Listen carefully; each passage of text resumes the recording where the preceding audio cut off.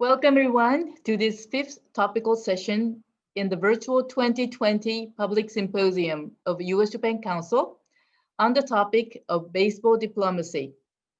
I'm Yuko Kaifu and I'm the president of Japan House Los Angeles. And I'm also so pleased to co-host this program with USJC. And I'm also on the board of U.S.-Japan Council. For those of you who don't know who Japan House LA is, Japan House LA is a public diplomacy initiative launched by the Ministry of Foreign Affairs of Japan to showcase the best of Japan in wide-ranging areas. We're located in the heart of Hollywood with a gallery, library, event hall, restaurant, and retail spaces. Due to the current COVID-19 pandemic, our facilities have been temporarily closed now, but we have been presenting many virtual and online programs, including today's exciting discussions. Before we start the program, I'd like to remind everyone that this session will be conducted in English, but Japanese interpretation is available by clicking on the globe icon at the bottom of your screen. I now like to introduce to you our friend and USJC board member, Joshua Mori, president of the J. Mori Company, who helped organize this dialogue. Josh, take it over. Hi, everyone. I'm Joshua Mori, as Yuko mentioned, president of the J. Mori Company, also owner of Yanase Baseball USA and board member of the U.S.-Japan Council. I just want to take this opportunity to thank our many sponsors and promotional partners for your support of the U.S.-Japan Council and this symposium. I would like to offer our sincere appreciation to our platinum sponsor, Fabit, and to our other platinum sponsor, the Ford Foundation. I would also like to thank our title sponsors, Central Pacific Bank Foundation, Hitachi, Itoen, Mitsui, MUFG Union Bank, the Terasaki Nibe Foundation, and Toyota Research Institute. I would also like to thank our signature sponsors. We are so grateful for your support in helping make programming like this possible. And to the many companies and individuals who make up our premier sponsors, we truly appreciate your generosity. We're proud of this fantastic group of supporters and couldn't be here without you. Finally, our gold sponsors can be seen on this slide, and we would like to once again thank each and every one of you for your continued support, especially through this most challenging year. I would also like to thank our co-host, Japan House Los Angeles, for all their support and partnership on this session. So I don't know about you, but I'm extremely excited for this discussion because personally, baseball was my first love. I vividly remember my first Dodgers game, also standing in the mirror of my parents' bedroom, trying to replicate Hideo Nomo's pitching windup, and sitting outside every day for my dad to get home to play catch. Fast forward 10 years to my senior year in college, my dad and mom flew out to Chicago for every one of my home games. I know it's just a game, but this simple game of baseball has been part of the glue that has bound my family together. And while I'm personally excited for this panel, I'm also especially intrigued to dive deeper into learning how the game of baseball has played and continues to play a role in diplomacy between the US and Japan. In many ways, just like in my family, it's part of the glue that binds us together. Now, before we get to our panel, I'd like to introduce our wonderful moderators, Yuriko Gamo-Romo and Rob Fitz. Yuriko Gamo-Romo is an award-winning director based in San Francisco. She holds a master's degree in documentary filmmaking from Stanford University and is a Student Academy Award winner and National Academy of Television Arts and Science scholar. Her current documentary project, Diamond Diplomacy, explores the relationship between the United States and Japan through a shared love of baseball. And Rob Fitz, our second moderator, is the primary historical research consultant for Diamond Diplomacy. Fitz left academics behind, former archaeologist at Brown University, to follow his passion, Japanese baseball. His articles have appeared in numerous magazines, including the Baseball Research Journal, the National Pastime, and on MLB.com. Fitz is the author of 4 books on Japanese baseball. His latest, Issei Baseball History, is a personal favorite, as well as his other works, Mashi, The Unfulfilled Baseball Dreams of Masanori Murakami, the first Japanese major leaguer, and Wally Yonamine, the man who changed Japanese baseball. Well, hello to everyone. And first I want to say thank you to U.S.-Japan Council, the Japan House of LA, and to all our panelists. I'd like to quickly introduce our panel.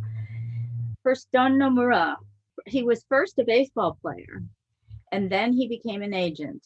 He was the agent who brought Hideo Nomo to Major League Baseball in 1995 and opened the doors for all the Japanese players now joining the major leagues. Then we have Jim Small, Major League Baseball's Senior Vice President of International, having spent the last 16 years of his life in Japan, is probably suffering some culture shock from being back in the United States right now. Then we have Dwayne Curacao.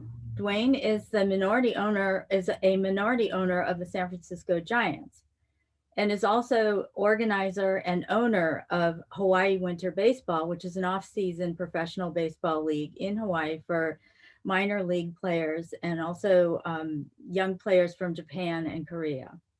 Then we have Matt Merton. Matt is our veteran professional baseball player, having played baseball in both countries.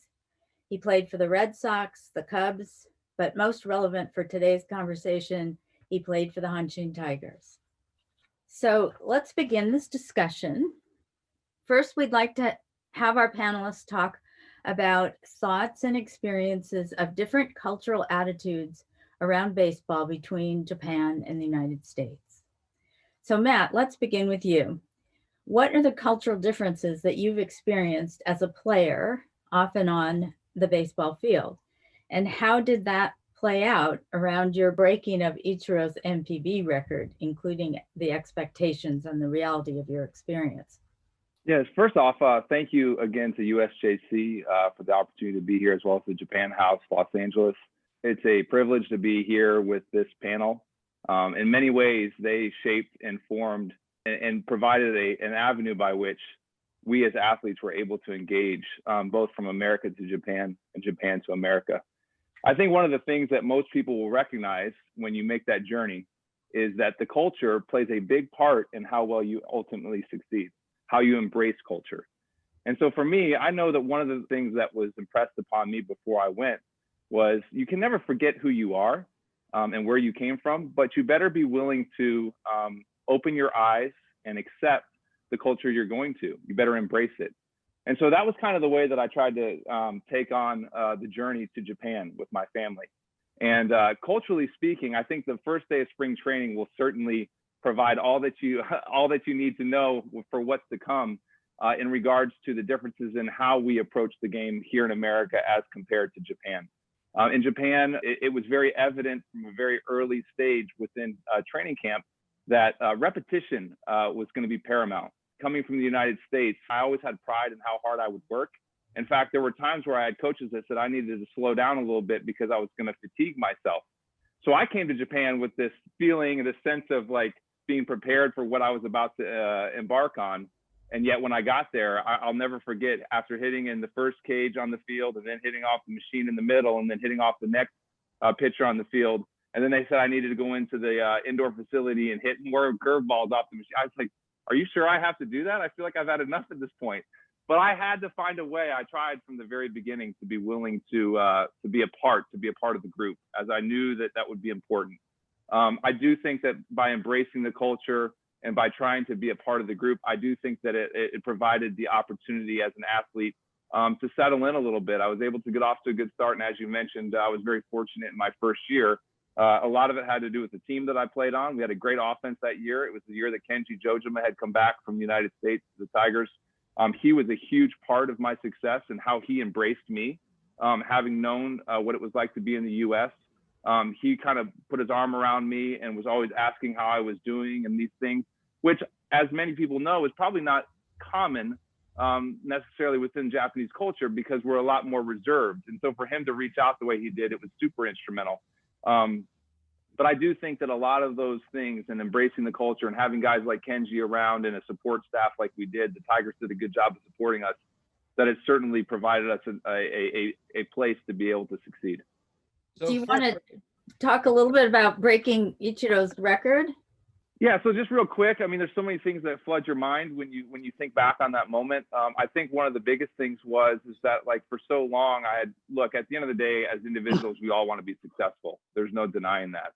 But with that being said, I think one of the ways that an athlete can get outside of themselves is one of the ways they can perform at a higher level, because instead of worrying about like me having to get a particular hit, I'm more focused on competing with the pitcher, finding a way to move runners, get guys in, just play the game of baseball.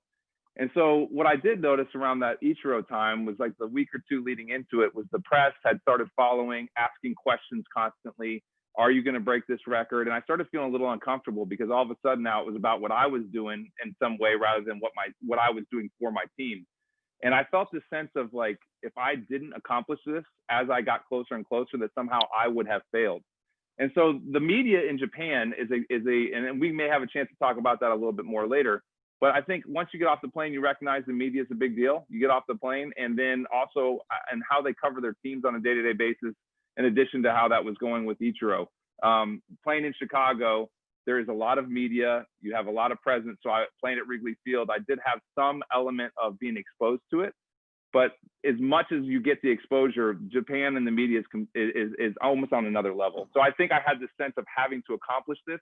And last thing, just really quickly, is that the moment that I actually did it, I was in Jingu playing against the Yakult Swallows. And I remember getting up with bases loaded. This is late in the year, and we're trying to, make a push at the end in a pennant race with the bases loaded and less than 2 outs. And I remember the guy on the mound left-handed with a good changeup. And I told myself, I was like, you know what, at this moment, just knock this guy in from third. Don't do anything more than knock the guy in from third. Use the middle of the field. And all of a sudden, when I took it off of me having to get this hit and I focused on just getting my guy in, then all of a sudden the hit came. Thank you. Well, first, I'd like to welcome our panelists today and all our viewers out there. And then I'd like to follow up with a question for Jim Small. Jim, we just heard about the player's perspective, but could you talk a little bit about the cultural differences between Major League Baseball and Japan baseball from the business perspective? Absolutely. So like Matt, I do want to start by thanking USJC. We've been a member for a number of years and really proud of that, and proud to support USJC, the work they do, and Japan House and all the sponsors that made this possible. I love what Matt said about embracing the culture. And, I brought my family there when my kids were 7, 5, and 2. And my wife was, I said, hey, how'd you like to move to Japan for 2 years? And she was like, great, let's go. And it turned into this wonderful odyssey of 16 years. And I think, my kids and sometimes my wife and I feel sometimes more Japanese than we do American. But on the business side, it's I'd say now the difference between Major League Baseball and NPB is much smaller than it was when I got there. We moved there in 2003, and the atmosphere in the ballpark was all fan generated, right? So the Ondan, everything that people love about Japanese baseball was there, but it was generated by the fans, not by the club. And I think, you can make the point that baseball in Japan thrived despite the marketing, not because of the marketing. The fans were almost an afterthought. There was a famous incident that came out in the newspaper where the president of a Pacific League team, when asked about the fans, said the fans are like carp, they'll eat what we feed them. And that was the mindset. But it slowly changed. And I think hopefully we had a little to do with that. I think we, opened up our business to anyone that wanted to come see it, from a club standpoint, from the NPB standpoint. And at Major League Baseball, we're not in the business of baseball, we're in the business of entertainment. And we have this 3-hour window that we can entertain you, and we control everything in the fan experience, right? Everything except they score the game and the weather, and actually we have some dome stadiums. So I guess in those places we do control the weather.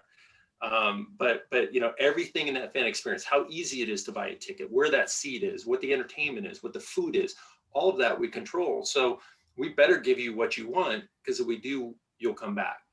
I think you're seeing a lot more of that now in Japanese baseball.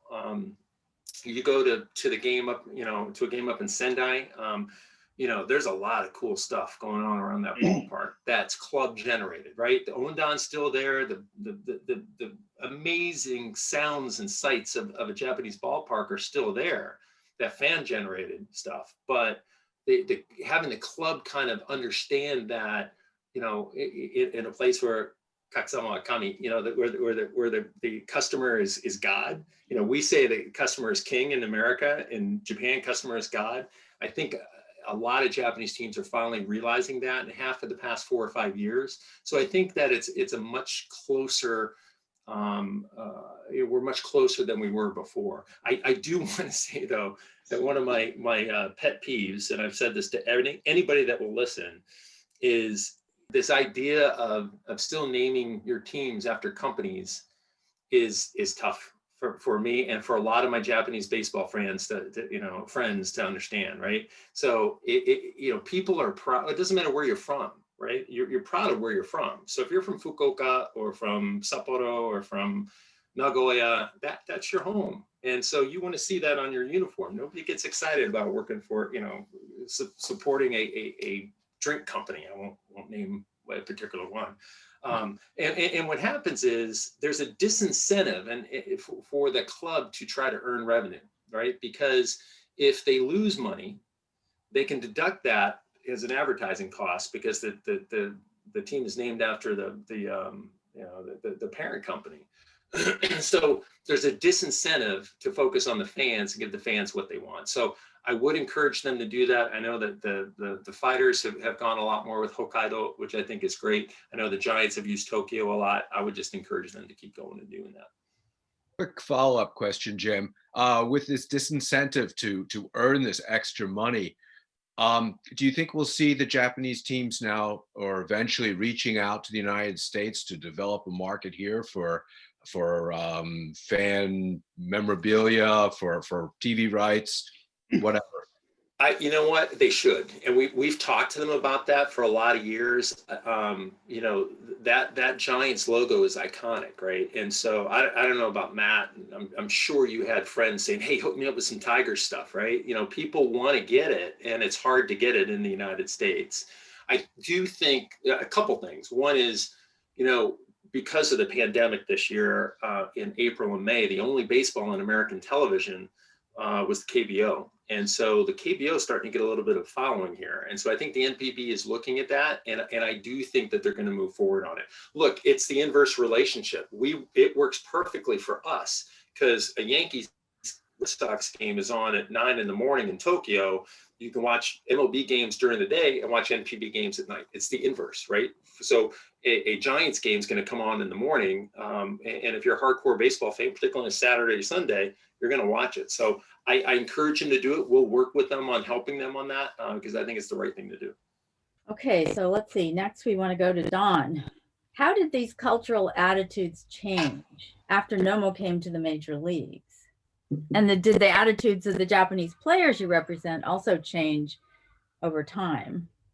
Well, good afternoon. Thank you for having me here. I hope I can contribute something today. I'm looking forward to listen to everybody's opinion and thoughts. And so far, it's been very interesting. The attitudes of players, let me start by saying the game itself in Japan has changed with the influence of a lot of the players going to the United States and many players coming over from the United States, like Matt, coming in and introducing a lot of the American style baseball. Today, we see more of pitchers in Japanese professional baseball, and even starting to see some in amateur baseball, starters, relievers, and closer type of the game that never had I would say pre-Hideo Nomo era. However, I must say the attitudes of the players have not changed very much. And the reason I say that is because of the system they have in the core roots of baseball in Japan, the amateur, the high school, the junior high school, the colleges. I call it the communist society of baseball. They still slave the kids to play baseball and take orders by the authoritarian of the baseball coaches, the school, the head coaches, and they're reeled into playing to the next level. Until they sign professionally, they don't realize what kind of system they are currently in. My big surprise, a lot of them finally figures out that they can't leave their current contract and come to the United States as easily. And there is to this day, there isn't a system that the players can leave unless they get a permission from the club. So the mentality of the players itself hasn't really changed that much from back in 1995, unfortunately. Dwayne, I have a question for you. You founded the Hawaii Winter Baseball League, where you had players from Korea and the United States and Japan on the same field. So what was it like to have players from 3 different cultures all on the same diamond? What kind of problems did you run into, and how did you deal with that?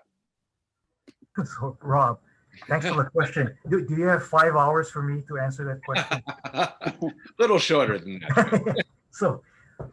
So like the other guest panelists, thank you for putting this panel together. It was actually, for me, it was good to see some old friends like Don Nomura and Jim Small.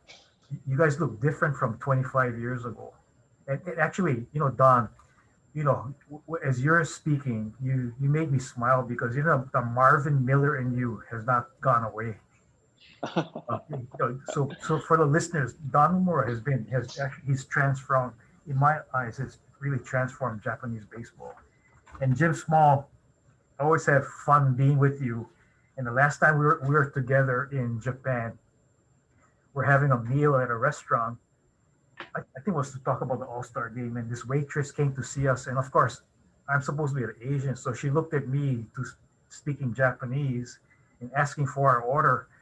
And I asked Jim, so looking at the menu, can you read kanji? He said, no, I can't. So he said, just order by the picture. So he ordered by the picture. I said, I want this. And I said, can you order for me too? And actually, you spoke in Japanese. He said, ippon, nihon, whatever, 2 meals. So thank you. Now, I'm not sure you got what you wanted. You might have gotten something very different with my Japanese. And Matt, in our pre-conference, good to meet you and hope to get to know you better. And in our paths, you play the game. I wish I had your kind of talent. I had to be on the other side. So I'm sure we've crossed paths between Japan and the U.S. I got a love for the game because growing up in a plantation camp on the Big Island of Hawaii, that was the only game that we played. There was no organized basketball or soccer. All we had was baseball. Our imagination had to actually carry us in the game because we had to listen to the game on the radio. So I hate to say that, yeah, I'm a part owner of the Giants, but I grew up a Dodger fan because that's the game that we could hear every day. But when I had a chance to pick up the pieces of a previous attempt to start a winter league in Hawaii, I jumped at the chance for that reason, for my love of the game.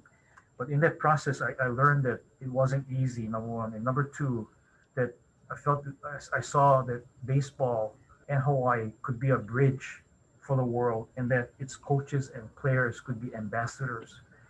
I learned a lot in that process. I learned in putting the league together back in 1992 that Major League Baseball at that time was a lot more rigid and centralized. It probably is the same way today. And in contrast to Japanese baseball, which was more flexible and decentralized. And so what that meant for me in organizing the league was that I had to go and visit every Japanese ball club in Japan. And so when I first got there, they said, oh no, you can't just come once. You gotta come many times, like Peter O'Malley. They said, you gotta follow Peter O'Malley. You'll be here like 4 times a year. So I'm okay, I'll do my best. And so I had to go in Aisatsu, to get to know the front office, to know the owners, and thank goodness my really good friend Wally Yonomini held my hand throughout the whole journey and helped to open doors and help the teams welcome me. But when we started the league, it was a mixture of, as Yuriko said, major league players, prospects, young major league players from Japan, Korea, and actually we had some players from Taiwan. We had 2 teams on Oahu and Maui. We kept them all MLB players. The Big Island of Hawaii in Hilo and on Kauai, we mixed the teams. The Kauai team had the Koreans, the Taiwanese, and one major league club which was a Pittsburgh Pirates. And in the first practice, so the Taiwanese came with sent 3 players. They all were injured, so of course there was a miscommunication, and so that changed. But in the first practice, the Koreans didn't want to practice with everybody else. They wanted to practice on their own, and the coach Trent Jewett had a difficult time bringing everybody together. So I had to get on the field and ask them, you're a team. It's not Korea against US or Korea against Taiwan. And Korea against Japan. It's Korea, one team representing Kauai. Actually, those differences in culture actually brought the teams closer together to such an extent that halfway through the season, both the Honolulu team and the Maui team, which had only MLB players in them, would ask, "Can we be like them?" Or them meaning they actually wanted the mixture of cultures that the Hilo team and Kauai team had, because they saw how much fun the players had with each other, number one. But number two, interestingly enough, the teams performed better. And so my guess was that with the extra effort they had to make in bridging cultures and communicating with each other, it elevated their level of play. Just one last tidbit. So the first game that was played on Kauai was the Kauai Emeralds and Maui Stingrays. And I was talking with 2 farm directors. It was so long ago, I can't remember their names. And then another farm director came running up to us. This was during batting practice, and say, "Guys, you got to look at this Japanese player. This guy is absolutely amazing." So we ran down to the field, and we saw this guy just hitting bombs consistently over the right field fence beyond the warehouse. And people in Kauai were in awe because they never saw anybody hit the ball that far. And that young man was Ichiro. People who've seen him take batting practice before games would see that same amazing ability to hit the ball consistently over the right field fence. Thanks so much, Dwayne. I think we're going to have to write a book together pretty soon. No, Rob's next project. Yeah, no, thank you. Well, let's see. Next, we'd like to take a look at how some of these differences affected your lives in preparation, surprises, personal strategies, possible cultural misunderstandings. We've already had a few of those, but Jim, can we start with you? I know you lived in Japan for quite a long time, and you must have some good stories for us. Or I do. I have a lot of them. I don't know where to start. Early on, I think I was pretty prepared. I'd traveled to Japan a lot. I didn't speak any Japanese, but I traveled there a lot. So, from a business perspective, I was pretty prepared. I still relied on a lot of people like Don and Wayne Greisick and Marty Keener and Bob Whiting and Don used to come into my office in Imperial Tower, and I was just like, okay, I need a sanity check here. What is this all about? But most of the things where I really got to learn about the cultural aspect of Japanese baseball came really because of my kids, because both kids played on a non-ski team in Minato-ku. As a matter of fact, Andrew Small was a big Matt Merton fan because I told Matt this story the other day, because he was Gaijin kid on his team, and he goes, kind of like Matt Merton without the red hair. And so I got to see so many cool things through their eyes and the respect for the game and things like that. There's a couple stories that stand out. One is my son John was playing right field, and this is early in his career. He's probably 9 or 10 years old. And in Japan, when you say come here, you do this, right? Well, he was the Kantoku went in and would come in because he was playing too deep in right field, and he's doing this. My kid looks at him and was like, and starts backing up, right? Because in America, you're like, get out, move back. And John's moving farther back, and the Kantoku is like screaming at him. And so I had to just yell, John, move in. And luckily he could hear me. I also would tell him sometimes he'd miss a sign, and I'd tell him to steal second. It was great because a lot of people didn't speak English in the other teams.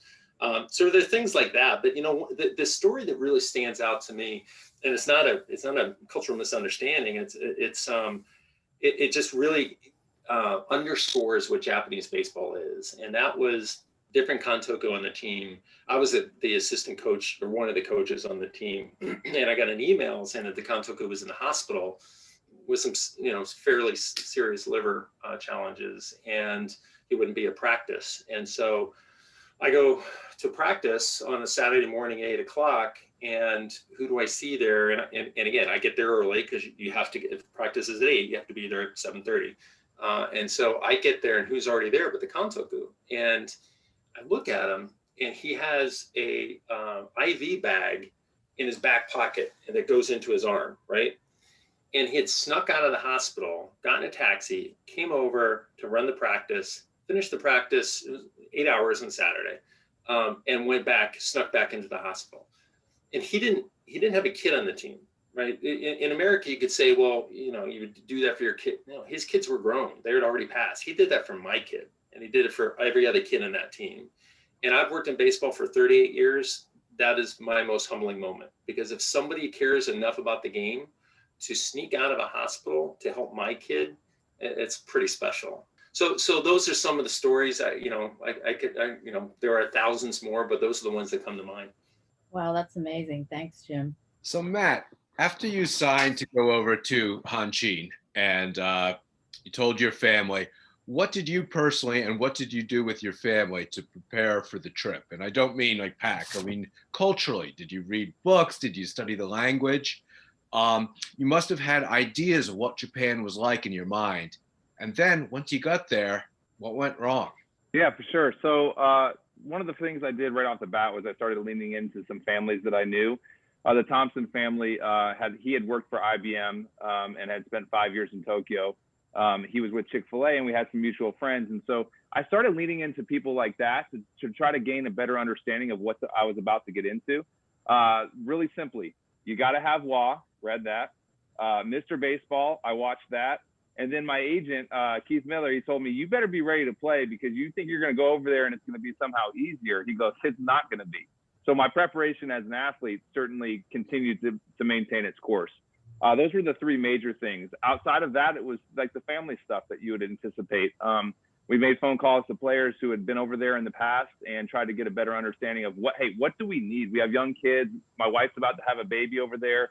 Like, what should we bring that maybe we wouldn't think of? And what was funny is that over the years, so like the first year you go over, you come over with like a survival kit of everything from America that maybe you thought you would need. And what you come to recognize over the years is that in all reality, Japan offers all of those things. You just have to figure out how to get it off the shelf and how to navigate those waters. But yeah, there was a lot of things like many athletes that they do to prepare to go over there. Great, thank you. So Dwayne, in your experiences with Hawaii Winter Baseball or with the San Francisco Giants, do you recall any humorous or surprising stories?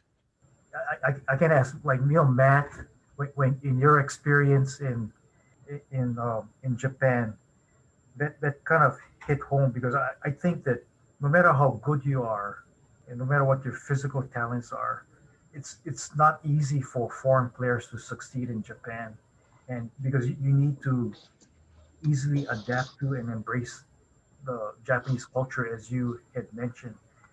And so, as I mentioned, that I had to go and make aisatsu with all the different ball clubs many times over. And once I remember going into Fukuoka Daiei Hawks back then. And I saw an American player. So I went up to him as he was eating, and I asked him, so how are things going? And he was holding his two chopsticks, one in each hand, and trying to eat the noodles. And he's saying, oh, it's great. I love this place. I thought to myself, man, this guy isn't going to last too long in Japan. So, Matt, I don't know if they're kind enough to give you a fork, but in this particular case, this guy said there was nothing else for him to use except for chopsticks. But in Hawaii Winter Baseball, it was a ritual for the Maui team. Prior to the first game, they'd select a Japanese player who'd come up to me and speak to me in English. And of course, his vocabulary would be the vocabulary that he learned from his teammates. Every single time this Japanese player would come up to me and say, I know what I'm saying is not politically correct. Of course, he didn't use the word political, but he said, I know it's not correct. But of course, he'd greet me with all these swear words, right? One swear word after another. And so it was part of the fun of that whole league. But I want to finish with one more serious thing, and it was the experiences I had with my really good friend Wally Yonomini. So in my many visits with him and in our travels together, I saw things and I experienced things with him that still today would amaze me. And so once we were in a cab going from Marunouchi back to Akasaka, and as the cab was, I remember this really clearly, as the cab was passing Hibiya, cab driver just stopped, just screeched on his brake and just stopped. And he looked over and he said, because Wally and I were speaking, well, we speak pidgin English to each other. That was what our way of communicating. So the guy turned around and asked, are you Wally Yonomine? And Wally said, yes. And he said, my life was so difficult for the past few months. And now that you've ridden in my cab, I know the rest of my life is going to be okay. And so I told Wally, man, I like hanging around with you. Maybe some of that would end up helping me. And he said, and then with that, he said, well, I wonder if he's going to let us ride the cab for free. And I'll let you think about whether he let us ride for free or not. But we all need heroes. And I think the game of baseball has allowed that to be, and allowed children and adults alike to dream and to have hope for our future. And I feel like probably the rest of the panel is so proud and privileged to have been involved with the game. Thank you, Dwayne. So Don, Yes. you of course are bilingual, you're bicultural, and as an agent, you deal with management and players from both Japan and the US. So can you talk a little bit about the strategies you use? When do you put on your Japanese hat? When do you put on your American hat? When are you Japanese? When are you American, as it suits you? It's a very interesting question, and I really starting to understand culturally and biculturally in probably the last 10, 15 years. But Dwayne just mentioned a very important word, aisatsu, which means to go out and greet people. This is a very important part of the Japanese culture. And there's another word, nemawashi, is making necessary arrangements. So it's like backdoor handling, meeting people, preparing for the moment of negotiations. And in Japan, for my experience, yes doesn't necessarily mean yes. And that's been my biggest mistake in the early part of my growing up, because in Japan, people would say yes. And then from my Western studies, yes means, yes, we have agreed to something, but doesn't necessarily mean they have agreed. It means, yes, I understand your question, but that doesn't equate to doing business. And I'm sure Jim has gone through all that as well. So those are things that really threw a curveball at me. So today I in Japan, I do business as a Japanese with a little Western flavor. And in the States, I do business as an American with a little Japanese flavor. And I try to mix it up and try to use the best of both worlds to introduce each culture so people can understand and clarify things as we go along. So that's pretty much how I handle the two cultures. Thanks. Thank you. Here we go. Don, you and I are going to have some conversations later, because I know that drill. But finally, we'd like to address the shared love of baseball and how this connects our two countries. wouldn't be having this conversation today if we didn't talk about that. So let's see, we'd like to start with Dwayne and how your work with the San Francisco Giants have connected with Japan through baseball and also reached out to the Japanese American community. So the Giants, as well as just about all the other major league clubs, all have reached out to Japan in an attempt to develop working agreements and to work on getting players to play for that team. And in working agreements, it will be like in shared marketing and sharing training ideas and analytics. But when I became a partner of the Giants back in 1996, Peter McGowan, our managing partner then, reached out to me and asked if I can coach their international director, who just a year before got added response. He was in charge of Latin America, and he got added on the responsibilities for Japan. So listening to Don Nomura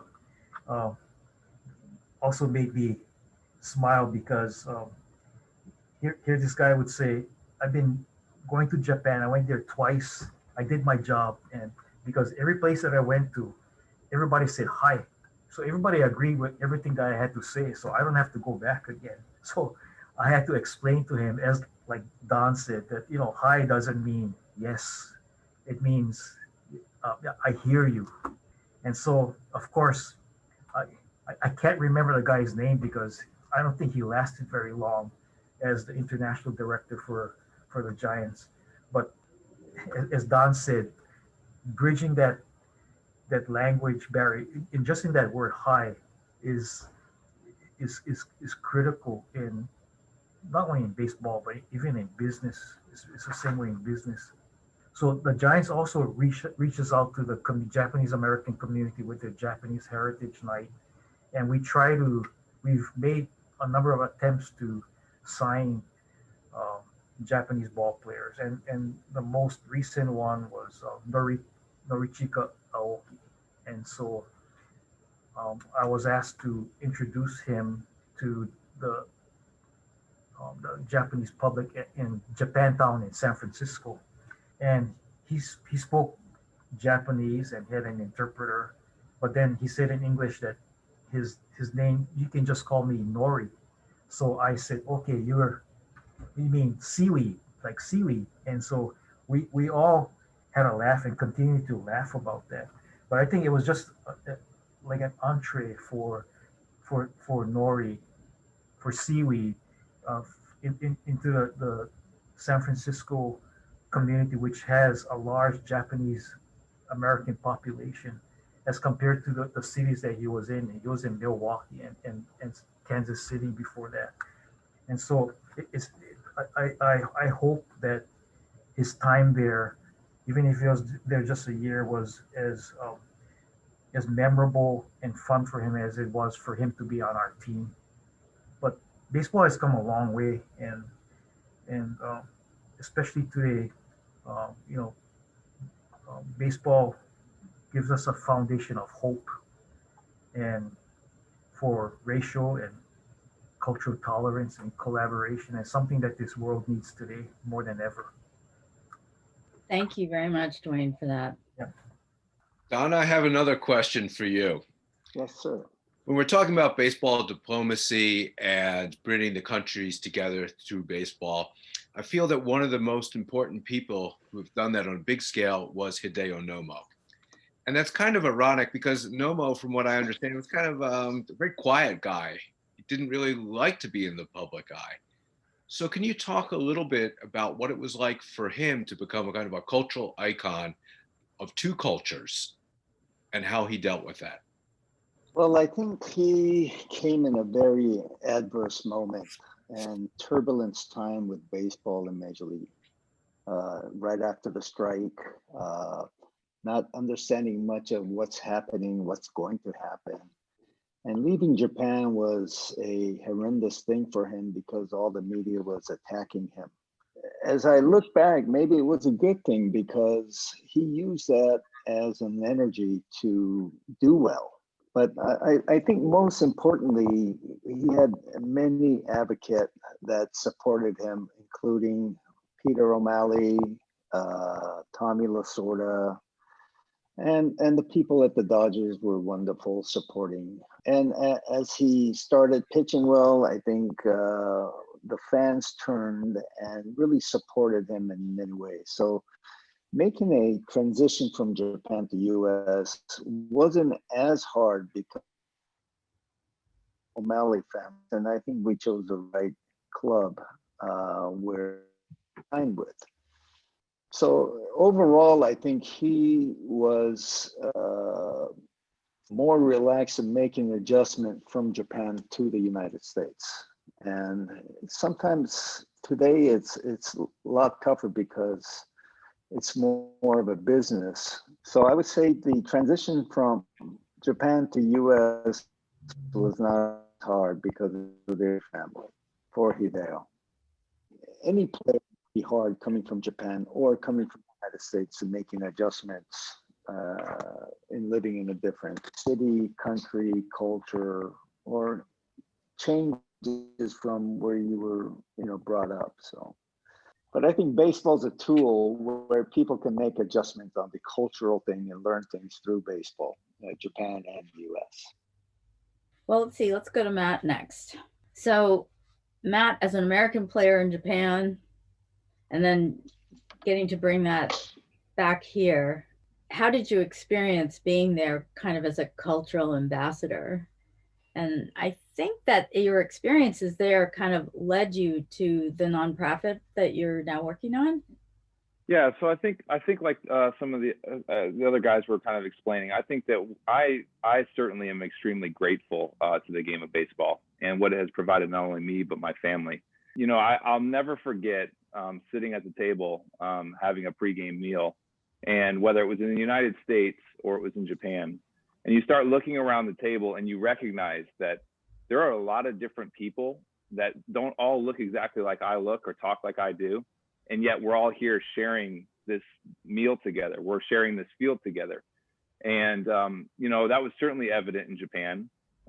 When you think that we've kind of touched on a little bit, but the nature by which the young athlete engages the game in Japan is distinctly different than how a young athlete engages the game in the United States. And I used to tell myself, here's this little redheaded boy from Fort Lauderdale, Florida. And yet I'm sharing this table in this field with guys who grew up sometimes in rural parts of Japan that, again, went about it completely differently. So to watch the game of baseball bring us together, whether it was the Latin American players in the United States or, again, I remember as a little boy listening to these stories is really cool because there's so many things that it comes back to my memory. As a little boy watching Hideo Nomo, I think that Hideo Nomo, again, transcended culture, because there was this guy that had this unique pitching motion. I remember as a kid, we would all mimic his pitching motion. And just to think of all of these guys that went from one country to another, Ichiro coming to the United States, I had it said to me that as I was getting closer to breaking his record, that there was countless stories about guys who potentially were going to break Sadahara O's home run record and how that was handled. And it was said to me that they felt like during that time period, the game had become more globalized. They had recognized that Ichiro had been given the opportunity to break the record in the United States. And so because he had gone and done that they in some way felt like they weren't going to make it easy, but that they needed to provide that same opportunity to the American athlete within Japan. So what we see is this cultural maybe divide that we once had, but the game of baseball continued to grow us closer and closer together. And so with that, just really quickly, like when I finished my career in 2018 was the first time I'd come back to Japan. And we came back to Japan out of a heart of gratitude for all that the country had provided, not only me, but my family. And we recognized that. We didn't want to come back with any agenda outside of just caring for the people. By coming back and hosting clinics and doing very charitable events or whatever it was, we started to get some momentum, and it was kind of like grassroots. And we started having conversations about how can we make this more sustainable? And that's kind of what you're touching on. We've kind of tried to figure out, like, and there's probably no easy way, but I love the game. I love the country of Japan.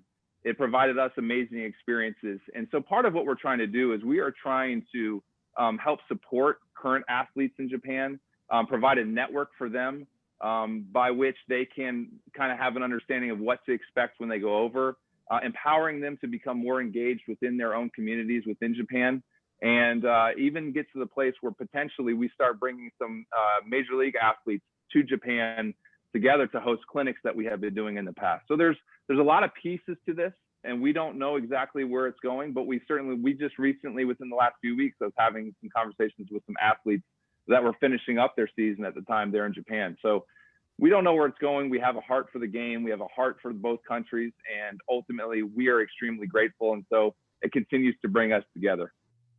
That's wonderful.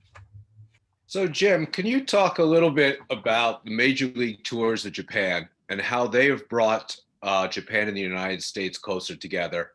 And then finish up by talking about your cultural expectations of the World Baseball Classic. Could it bring about world peace? Yeah, absolutely. I think the other guys in the panel probably have heard this before. I'm sure a lot of the people who've logged on have heard this, but this phrase, whether it's true or not, depending on the industry where you are, but this phrase that in Japan, the penalty for taking a risk and being wrong is worse than the reward for taking a risk and being right. Right. So I know if you've heard that before. I heard it a lot, and I think that extended to baseball. I mean, I never played on the field the way Matt did or the way Don did, but I think it extended into baseball. And I would see that, we'd go over in Nichibei Yaku in the All-Star Series and we'd win every game. We'd kick their butts. And I heard a coach say to me once, that one of our coaches, a major league coach, that, geez, this game goes really fast for him, right? And a good baseball player, game goes slowly. They know where the ball is going to go. If the ball's hit to them, they know what they're going to do. Other people told me it wasn't a talent issue. It just, they seemed scared. They seemed afraid, and they seemed like they were prepared to lose to us. And then Ichiro happened, right? And Ichiro kind of changed Japanese baseball forever. And absolutely Hideo had a role in that too. But when Ichiro came over, he was fearless. He was willing to take risks. He didn't care, right? And he changed the clubhouse culture. And you saw that with the WBC in 2006, right? That was his clubhouse. And, he said some stuff in the paper about the Koreans, which upset the Koreans, and just very un-Japanese things, right? But he galvanized that clubhouse. And so coming out of that, they won the World Baseball Classic in 2006. We had a Nichibei Yaku that fall. I don't think things had caught on yet, but we had a great team that went over. It was Ryan Howard, Chase Utley, and Joe Mauer, and Jose Reyes, and these guys, and we won all the games. But they came back, and Ichiro came back with that 2009 WBC team that won. And that team had, I think, 11 or 12 players, including everyone that we've talked about today, Nori, Aoki, and Jojima, and a bunch of those guys. And they won the WBC. And then after that changed everything for us on the Nichibei Yaku side. We used to be able to go over and have a couple workouts in LA and then go over and win all the games. And that changed. In 2004, we got beat. In 2014, we got beat. 2016, we got beat. 2014, we got beat. We got no hit at the Tokyo Dome, right? So as the marketer of Major League Baseball in Asia, it's like, yeah, it was a little hard to market that. We sent over our all-star team and we got no hit. And Robbie Cano was on that team, and Altuve and guys like that. So I think you can clearly draw this analogy to me to what Ichiro meant and into that clubhouse and what that's meant to international baseball. So having Japan win the first two WBCs really kind of sent a message to everyone else that we got to go, we got to get better. And so, fortunately for the tournament, the Dominican Republic won in 2013 and the United States won in 2017. So I think everyone's had to up their game. And I think you can bring that back to WBC. And that's why and the Japan's performance in the WBC. So I think the World Baseball Classic is we've got some things we're working on that I think everyone's going to be excited to hear. We're going to announce something hopefully in the next 6 months or so. We have we believe in the future of that tournament, and we believe that Japan has a major role in that tournament. So Jim, when is the next WBC? Well, we haven't announced it yet. Unfortunately, it was supposed to be 2021. It was and because of COVID, we've had to push back. But we're going to announce it soon. We need to, an event like this, you have a lot of contracts and details you have to work through. We've just about worked those through, but I think you'll see us announce something in the next 6 months. But there will be one. I guarantee you, there will be multiples. Thanks, Jim. Okay, So we're running short on time now, but we have a chance to take a few questions. And there's a lot of great questions in the bullpen here. I'll just kind of pick a couple and maybe we'll get through them. First one's really for Don. What are the primary motivations for Japanese players coming to Major League Baseball right now? Is it monetary, or is it the idea to prove yourself? Is it cultural? What are your views on that? I think it's generally both, depending on the individual. As you know, athletes are very competitive and they would like to challenge to be in the best area. Major League Baseball has the best level of high-skilled baseball players. Monetary issues also important because baseball players' career are very short. So I think it's really both, but I think if you weigh it on a scale, I think it's the competitiveness that they want to come out here to the United States and play. Thanks. Yuriko, you want to take the next question? Sure. Okay, so what is the future of young players' development in Japan and the US? And given the effects of COVID-19 and minor league baseball and how it's kind of shrunk back, what do you think about the future of young players in Japan and in the US? Let's see. That anyone in particular, or Jim, you want to handle that for? Should have remained mute. No, look, I think that I'll speak on the U.S. side and some of the changes in the minor leagues. I think that there will be changes into the minor league system. I think that they're going to benefit players. I think you're going to see more players going to college in the United States as opposed to going into the traditional system, and I think that's positive. I think that helps the athlete mature more. Personally, I see some of the challenges that we have, particularly in bringing international players. The player signs. We have 3 academies in China. Kid signs at 18 years old. He's not physically ready, and he's a lot more emotionally ready. To be able to go into the minor leagues in the United States. So I think that's really positive. I'll defer to Don and Matt about the Japan side of things. Yeah, so I think Don kind of touched on it a little bit already. I think that from a player's perspective, and then just having the last few years to work in operations with the Cubs, what you start to recognize is when I came back from Japan to the United States, the conversation around the game had changed significantly in that technology has begun to drive the development process for United States athletes. So we are at an era by which greatest output, whether it is exit velocities off a bat or velocity on the mound, is starting to drive the conversation. Again, it's been 5 years since I was last there as an athlete in Japan, but Japan was not there yet. I know that the TrackMan systems were starting to be installed in the stadiums and so forth and so on. But going back to what Don touched on, there was much more of a militaristic type style to the development of the athlete within Japan, to the point where, and learning from one another, I certainly think the United States could find a way to become more willing to be a part of a group, being willing to check one's own ego, even though we all have them at the door, and being a part of a whole, and maybe not so individualistic. I think from the Japanese side and the development aspect of it, I think that they could certainly find a way to become more willing to step outside of the box. I mean, really quickly, one example is when we would warm up and they'd give us a chance to do our own program. Most of the guys would just look at each other and not know what to do and have to follow along in how they prepared themselves for a game. And lastly, I remember standing in Koshien Stadium in the outfield. And when I was out there, I said, you know what? It's starting to dawn on me. The high school tournament in Koshien is like is kind of held in this holy grail.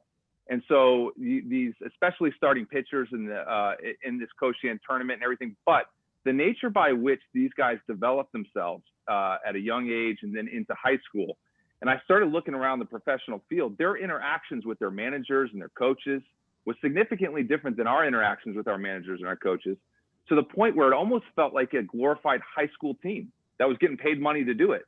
So kind of the way that they engaged was much more subservient to what they were told to do, whereas the American athlete takes a lot more of that onus on themselves to prepare themselves for the game. So I think in the development way, I think that what you'll probably end up seeing is that we've become so technologically based that it's all about the one player's ability to get a certain output, not necessarily moving a runner or getting a guy in from third, but how can I hit the ball at a certain launch with a certain exit velocity? So it's become more individualized, even in how we do our showcases and how we get players prepared to enter into professional baseball. From the Japanese side, I would assume, and I can't speak to it, but I would assume in time, you will start to see some of those things trickle into Japanese baseball. But knowing the culture, the little bit that I do, I don't know that you're ever going to get to where the United States is. So I think there's always going to be a little bit more of an element of repetition and militaristic style in how we develop compared to the United States being more individualized. Thank you, Matt. Sorry, I got going. No, that's okay. Yeah. So I wish we had more time because there's a lot of great questions in there, but I think we're going to have to wrap this up. I just want to throw out a couple little things. One is that 2022 will be the 150th anniversary of U.S.-Japan relations through baseball. So I think all of us on the panel and all of you out there should keep that in mind. Also, this year has been a big year in that we've seen the first Hapa Japanese American manager win a World Series because Dave Roberts is half Japanese American. And then we've also seen the first Asian American woman, it's probably a bigger deal that she's the first woman, become a GM of a major league team. So congratulations, Dave Roberts and Kim Ang. So I just wanted to throw that in there as a tidbit. But I want to say thank you to Japan House LA and to USJC. And I'm going to hand this back over to Yuko.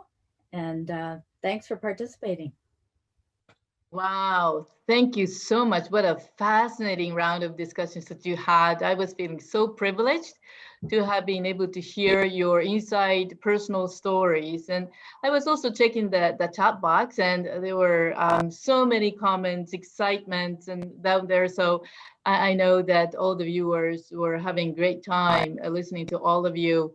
I hope that you would start thinking about writing a book or co-author a book, because it's something that can be shared with many others. But thank you for excellent moderation, Yuriko and Rob. And it's been such a high honor for us to be able to hear such great distinguished speakers, Dwayne, Don, Matt, and Jim. Thank you so much. I mean, also, of course, it's a befitting theme because we're going to have Tokyo Olympics and Paralympic Games next year in the summer, and baseball, of course, would be an official sport. So we're looking forward to that as well. Earlier in the program, you saw the trailer of Yuriko's fascinating documentary, Diamond Diplomacy. We all looking so much forward to seeing the entire film when it's completed.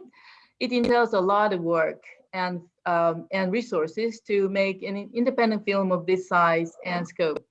Yuriko's goal is to create a vibrant network of engaged individuals, organizations, and companies interested in Japan, cross-cultural exchange, international baseball, and diplomacy and history. I hope you will visit her website, diamonddiplomacy.com, to learn more and support her project. So thank you so much.